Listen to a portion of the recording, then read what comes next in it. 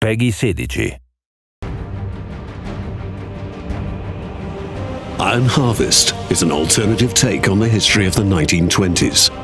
Taking inspiration from this time of industrial change, Iron Harvest's fictional states and characters find themselves in the aftermath of the Great War. Huge diesel-fueled machines, invented to serve humanity, have only lifted warfare to another level, and mankind has had to realize that the war that was supposed to end all wars has ended nothing.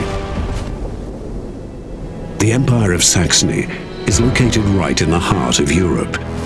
As a modern industrial superpower with great national pride, many Saxonians are unhappy with the current politics of their emperor, Kaiser Friedrich.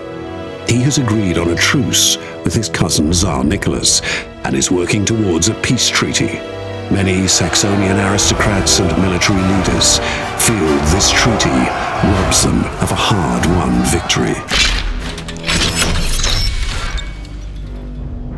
Once upon a time, deep in the old rainy forests of Saxony, Saxonian engineers created frightening war machines and named them after creatures of dark fairy tales.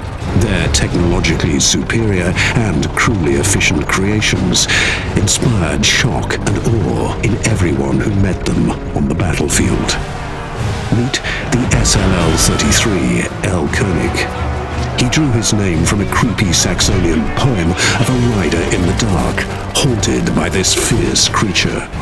Representing the most powerful artillery unit of its time, the massive construct is not in a rush to get into firing position. With the knowledge of its superior firing range, it resoundingly delivers one of the biggest shells in the game, right to the heart of the enemy.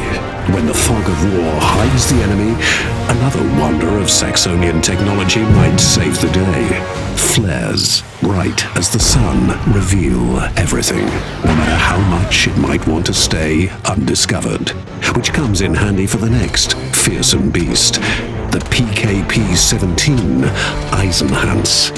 Like in the eponymous legend of a gruesome titan, the massive exoskeleton gives these troopers a scary appearance.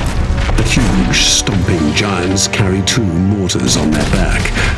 After getting into firing position, the barrels are able to deliver salvo after salvo of high-explosive mortar shells that devastate a wide area.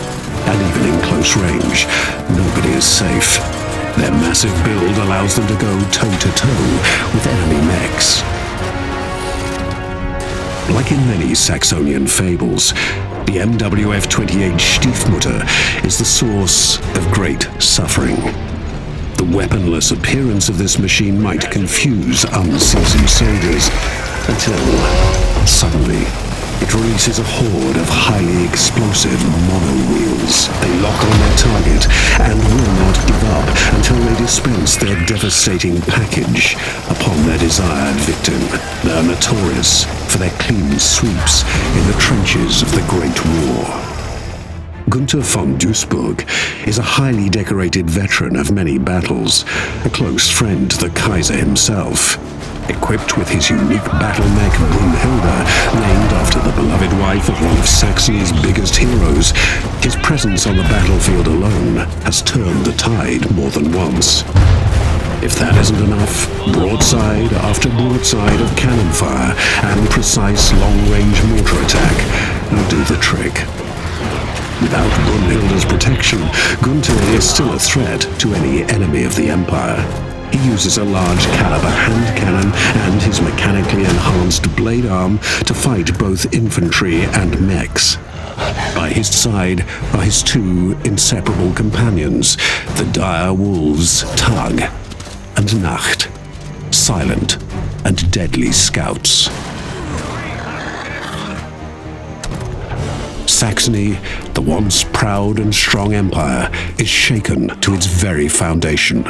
The old Kaiser fights against the fall of his Reich, besieged by enemies to the east and from within. Secret forces see an opportunity to topple the monarchy and seize power. A battle for the soul of Saxony and the future of Europe begins.